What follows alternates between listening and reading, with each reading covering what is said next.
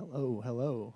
Awesome. Thank you guys so much. First of all, I just want to say thank you to Pastor Nathaniel for having me and everyone else who's here, just for being so welcoming. I walked in today. I didn't even have to open the door for myself. It was awesome. Every single person I've talked to already has just been so welcoming, so kind. Like, you guys are awesome. I just want to make sure to encourage you guys because, I don't know, like, that is special. And I don't want that to be for you guys to take that lightly. Like, you guys are doing an awesome job. And this morning, I'm 100% honest, I was a little nervous. And then I came in and dude opened the door for me with a big smile on his face. Like, 4 people came up to me, big smile on their face. Like, welcome, man, good morning. And so, like I said, I just want to say thank you guys so much just for letting me be here. And today, like Pastor Nathaniel said, I'm going to be continuing this conversation that you guys have been in of Jesus, King for all. And so, like Nathaniel said, my name's Dan.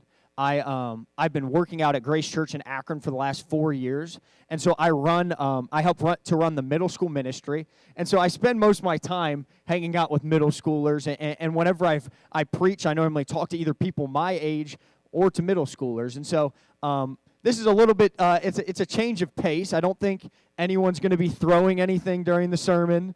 I don't think I'm going to have to tell anybody to, hey, over there, like, calm down. And so this is already a great gig.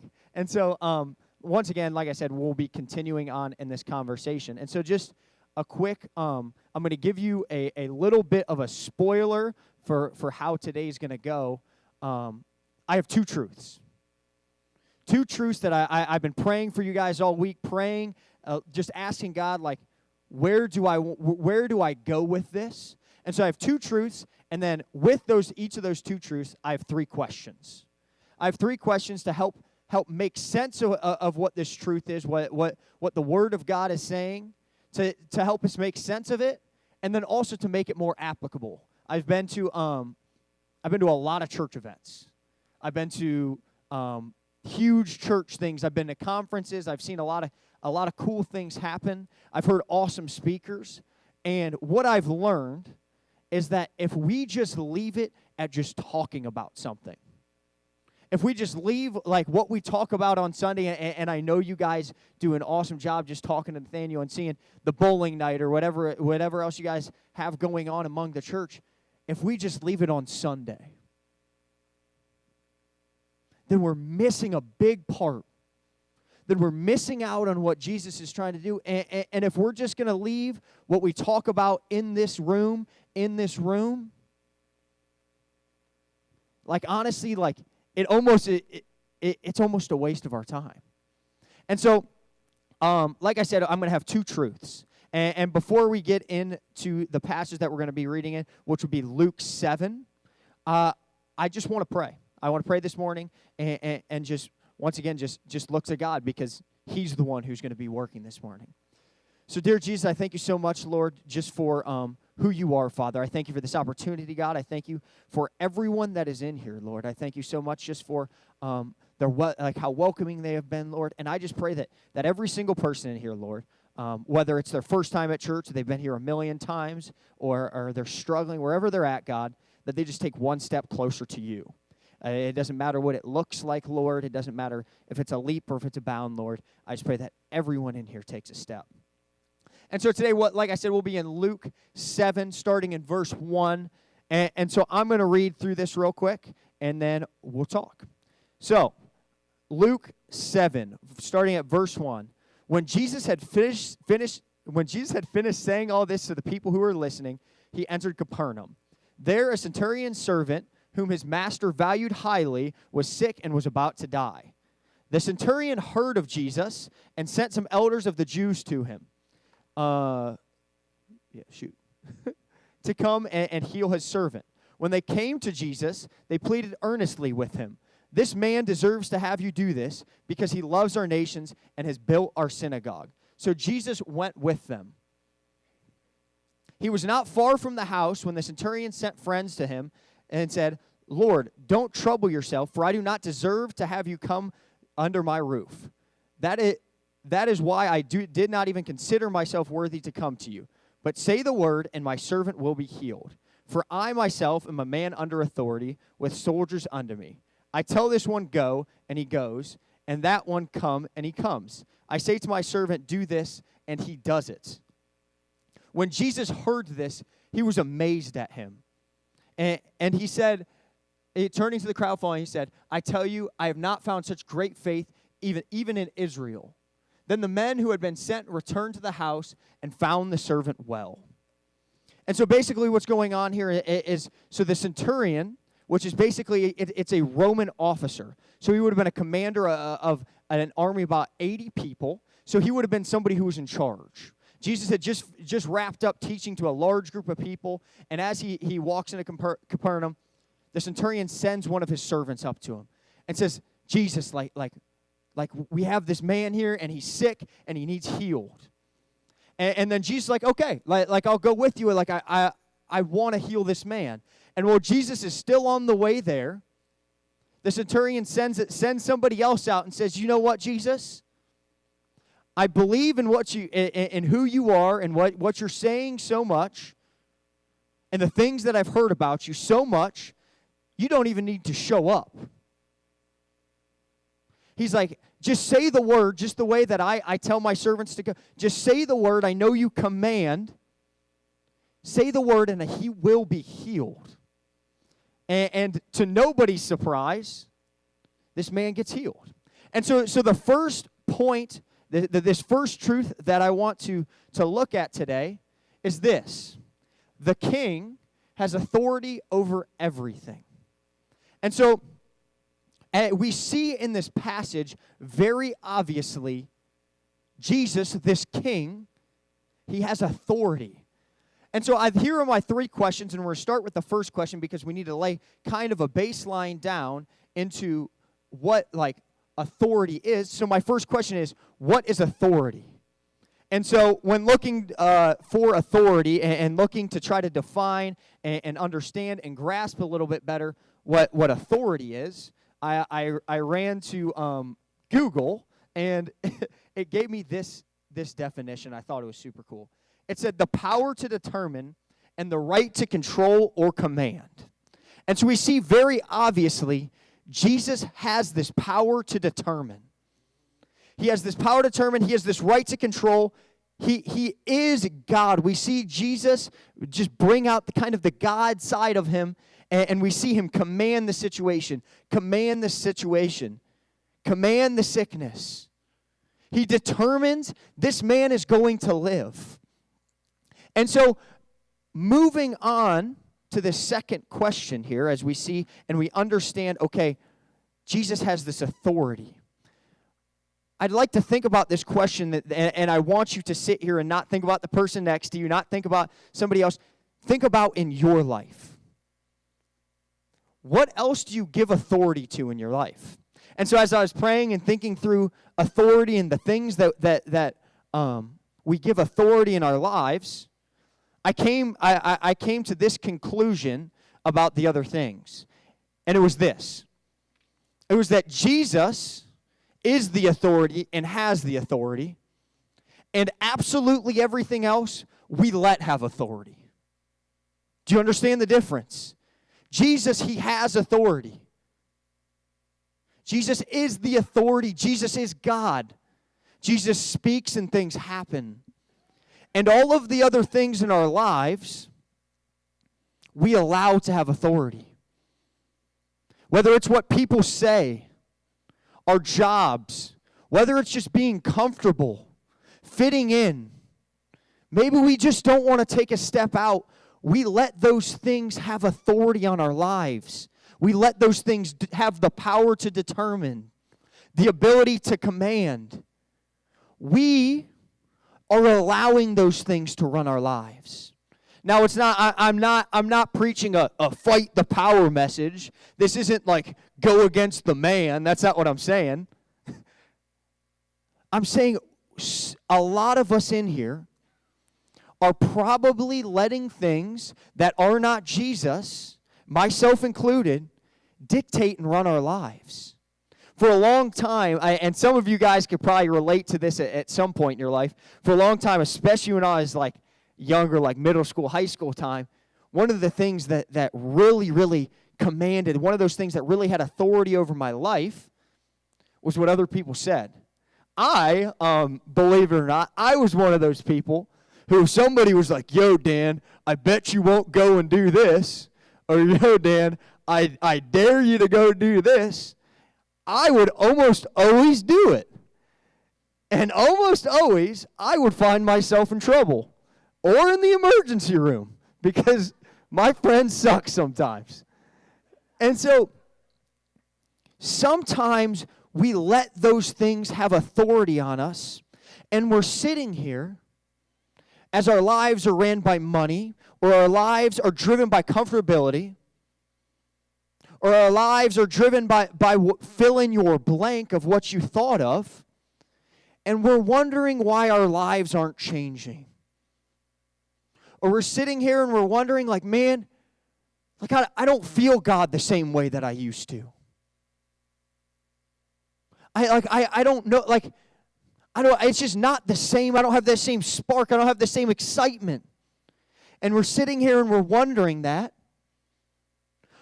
Well, we're giving something else the authority, the ability to command, the right to control. And we're wondering what's missing. And so I want to go down to this last question. And as I was thinking through this question, it excited me. I just get excited to imagine. And so this last question is, how would your life change if you really believed in Jesus' authority? This man, it says in the passage, it says that this man heard about Jesus. It doesn't even say anything about him meeting Jesus. He heard what Jesus had been doing. And he believed so wholeheartedly that Jesus has the authority, the same way that he had, that the centurion had authority over his soldiers, over his army. He believed in that way, it's like so strongly that he says, like, man, if Jesus has that authority, man, he doesn't even need to show up. Like, if he's going to show up and heal this guy, if he really does have that power, man, he can just say the word. And things are going to change. Imagine if we lived our lives like that. The things that Jesus say, like they really hold that kind of power. I imagine, like, I was sitting here, I was thinking about the dude who was sick. He's sitting there as the centurion sends another person out saying, Jesus, you know what? You don't need to show up. I'm thinking of the guy sitting in bed. He's probably like, what are you talking about? Like, please tell him to show up. Like, what? But the centurion, he has this faith that it actually struck conviction into my own heart and excitement into my own heart. Because what if for one moment we think about the truths that Jesus says to us all throughout the Bible. We think about of the words that are said. That it says you will face many troubles in this world, but do not worry, for I have overcome them. Or he says, don't worry about what you will eat or what you will wear, where you're going to sleep. Just follow me first and I'll figure it out. He says, pursue me, for I'm going to give you life, and life to the full. What if, like seriously, and imagine in your heart, what if those words held that same authority? Because it does. I don't know about you guys, but that excites me. That every word that Jesus said, everything that Jesus said, it rings true. And there's a difference between, okay, like you're probably sitting here like, yeah, obviously, Dan, like, yeah, Jesus, the things that Jesus said are true, like whatever. But man, and the key word is believe it. Because there's been times in my life where I would say things. You can verbalize the idea. Yeah, man, like Jesus definitely has authority over everything. But we don't believe it. Not to the point of doing things that almost don't make sense. In doing things like, you know what, Jesus, even though I told you to show up, you don't even need to show up. Because I believe. Like if we really believed this idea that, man, like Jesus is taking care of us. Jesus loves us. Jesus wants to be with us no matter what. Some of us know a lot of the Word of God. Probably been in church for a long time. But if we start treating the Bible, the Word of Jesus, like it has authority like Jesus has in this story, I think a lot of our lives would look different. Would you agree? I know mine would. This is not just me just saying things. These are things going on in my heart. And I don't want you to miss it. And so we're going to move on kind of into this next part of Luke 7 because I have one more point about the king that I don't want to, that kind of adds on to Jesus having this authority. And so we'll pick up down in verse 11. It says, soon afterward, Jesus went to a town called Nain, and his disciples and a large crowd went along with him. As he approached the town gate, a dead person was being carried out, the only son of his mother, and she was a widow. And a large crowd came from the town that was with her. When the Lord saw her, his heart went out to her and said, "Don't cry." Then he went up and touched the bier that they were carrying him on, and the bearer stood still. He said, "Young man, I say to you, get up." The dead man sat up and began to talk, and Jesus gave him back to his mother. They were all filled with awe and praise of God. "A great prophet has appeared among us," they said. God has come to help his people.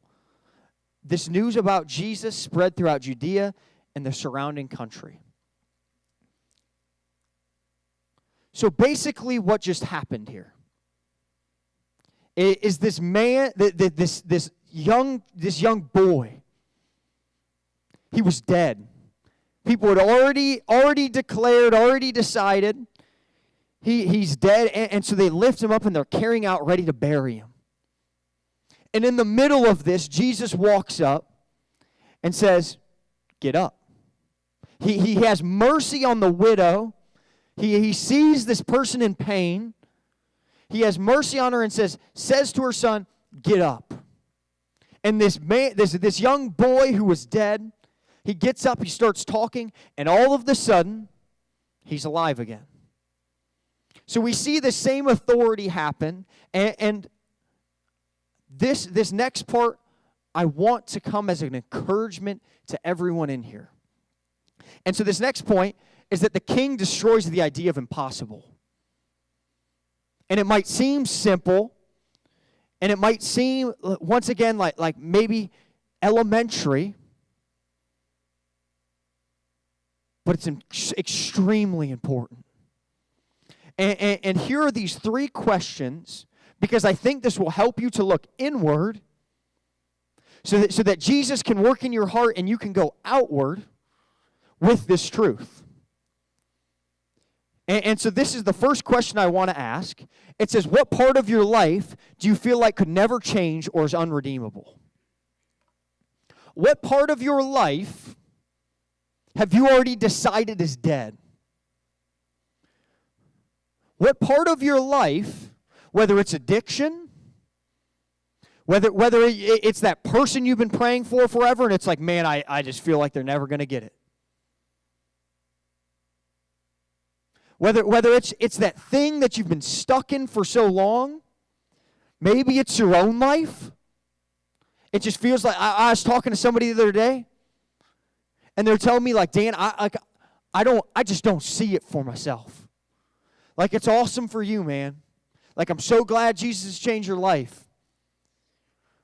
But, dude, do you know how long I've been addicted to this?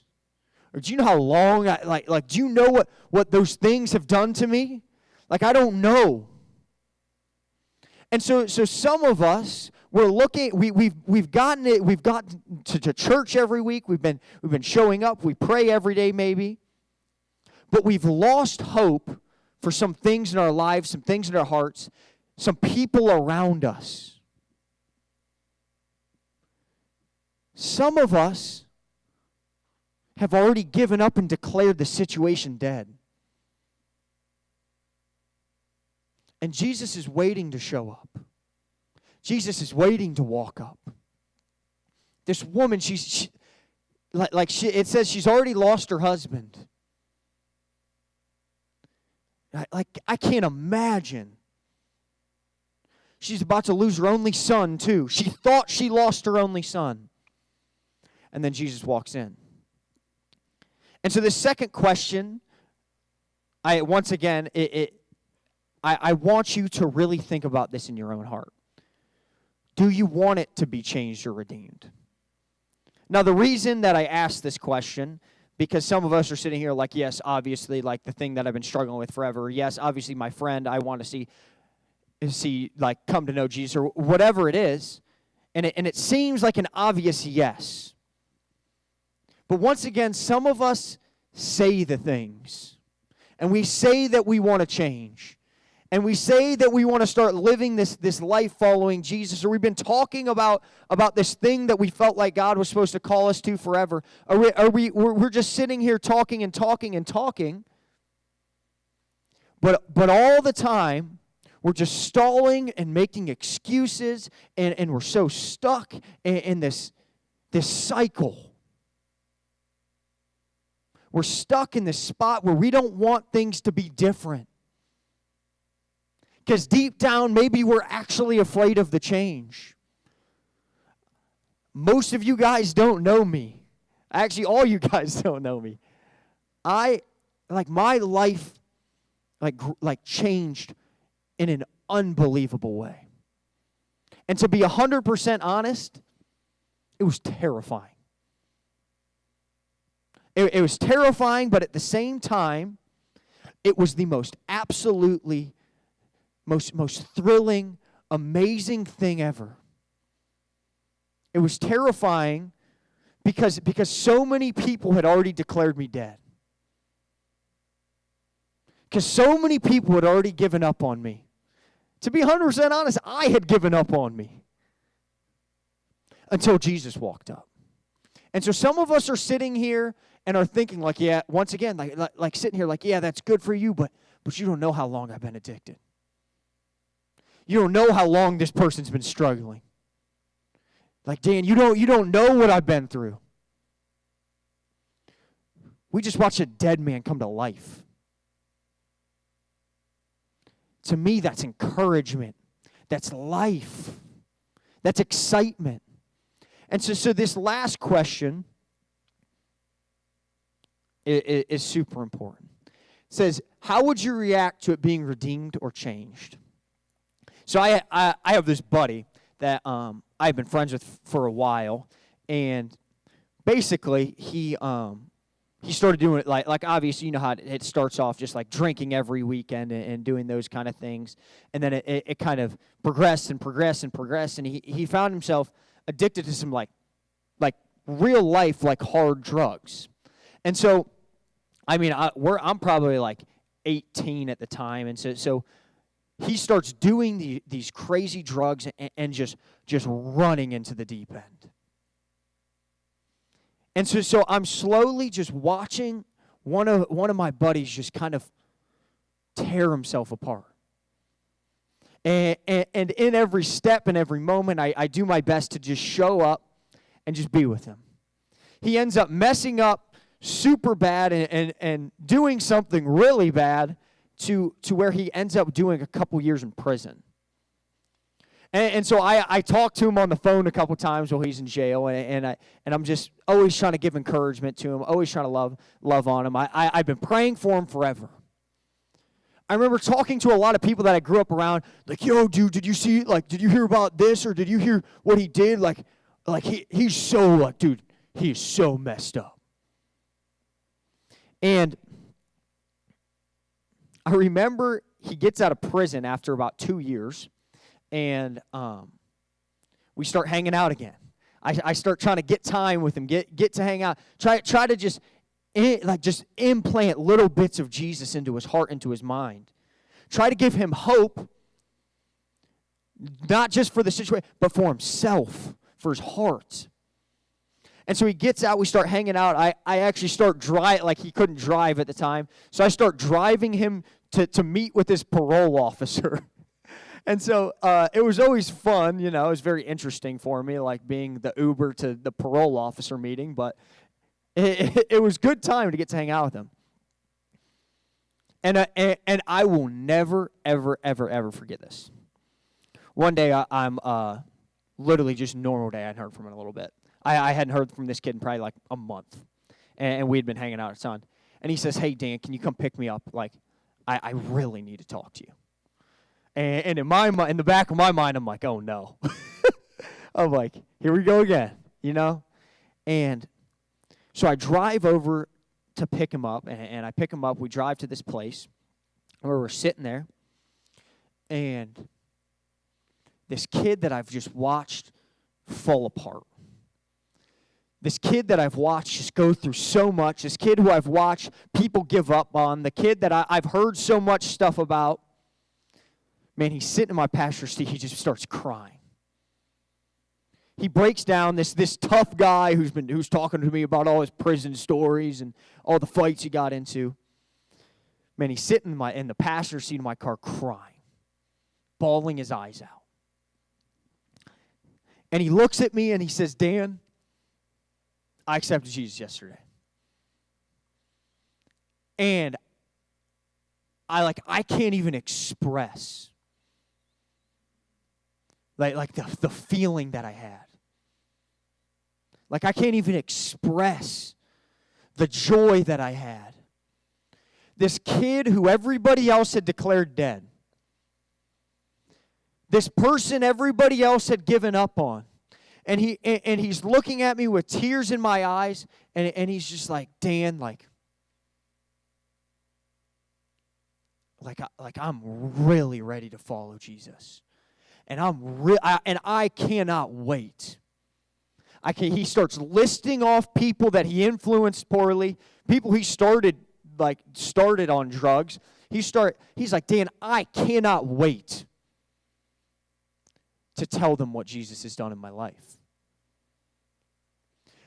Because when Jesus starts to raise dead people to life, and everybody in here has their own story, and when Jesus starts to work in those things, and you start to invite Jesus into those things that you thought were dead, and he starts to bring them back to life, it is no longer a funeral. It's a testimony. Not about how bad I am or about how bad you are or whatever it is. It's about how good God is. Jesus wants to bring you back to life. Jesus wants you for those things in your heart that you've been keeping to yourself, or those things that you've given up on, those people that you've given up on. He wants to bring them back to life. And then once you watch them come back to life, like for me, like I'm telling you guys, I grew up and like you guys have no idea. Like I should have never ended up here. It is actually an ongoing joke with the people that I grew up with that Dan is a pastor now. They think it is hilarious. Like I have no business. But Jesus reached in the grave that I'd put myself in. And he said, "Get up." And once you get up out of that grave, once he tells you to get up, when you were supposed to be getting buried, and you remember what it's like to run again, you better tell everybody about it. You better tell everybody about it. That's just my stories. I honestly should have ended up in jail. I should have ended up somewhere else. Literally every single adult that was around me when I was in middle school, high school, they said, Dan, you were going to go to jail. And Jesus grabbed a hold of my heart. And I've devoted my life not to a church, not to a big religious structure, but to just this person of Jesus who walked into my life when I wasn't expecting it and saved me. And I don't want you guys to forget that. I don't want you guys, I don't want to just get, because sometimes, I've been a Christian for 7 years, 6 years. And even now I'm sometimes it gets man, I'm just going through the motions. Got to go to church again on Sunday, got to go do this. And then I remember the moment when Jesus said, get up to me. And then I pull myself out of my own stupidity, and I look at myself. It's man, that's Jesus. He has the authority. He has the ability. He has the power to destroy what you think is impossible. So for a moment, let's drop everything that we brought in with us today. Drop who we think we're supposed to be. Drop the expectations of the people around us. And I'm going to invite the band to come on up. To drop all of that. And just sit here. And I'm going to invite you, if you have something in your heart that you've given up on, I'm going to invite you, something that you've declared dead, that Jesus is saying, I want to make alive. If you have something in your heart, while I'm going to pray here, I just want you to give it up to Jesus. And it might, maybe it is you saying, I want to follow Jesus. Maybe it's a rededication. Maybe it is just something you've been struggling with and struggling through. Maybe it's a person. This power, this authority,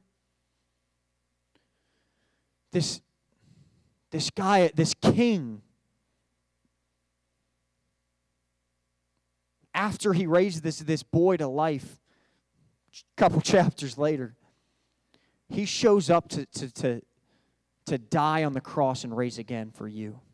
A lot of times we think about the gospel and we think Jesus is just it's just about just him bringing us into this good stuff. And I think a lot of times as he looks at us in our casket, and he looks at us in our worst moments, he looks at us in those things that we can't give up, and he looks at those things that we're just continuously struggling with, and he looks at it, and he says, I'm not going to leave you there. He looks at that boy, he said, I'm not going to leave you there. He looked at me in my lowest moment and said, I'm not going to leave you there. I have something else for you. I have something for you. It's life and life to the full. You don't have to be dead. Get out of your tomb. Get out of your casket. Get up and walk. And as you're walking, as you're running, tell the people. Tell the people who did it. It wasn't you. It wasn't your power. It was us falling at our knees saying, I don't know what else to do. Jesus, save me. And so if you're sitting here and for the first time in a long time, you just need that moment. I'm just going to pray this prayer. And I want you guys, like I said, I don't want to leave it here. I don't want it to just be words. It's not like we could have just came and talked about the weather if it's going to be that. Let words, let conviction turn into action. Not because you have to do good things for Jesus to love you, but because it's a result of it. So I'm going to pray for us, and we're going to kind of worship out. Jesus, I thank you so much, Lord. I pray just that same prayer that I prayed at the beginning, Lord, that everyone in here, no matter who we are or where we're at or whatever story we have, that we just took one step closer to you, God. I pray for every single person in here, Lord, if there is somebody who is struggling, somebody who feels like they relate seriously to the dead boy,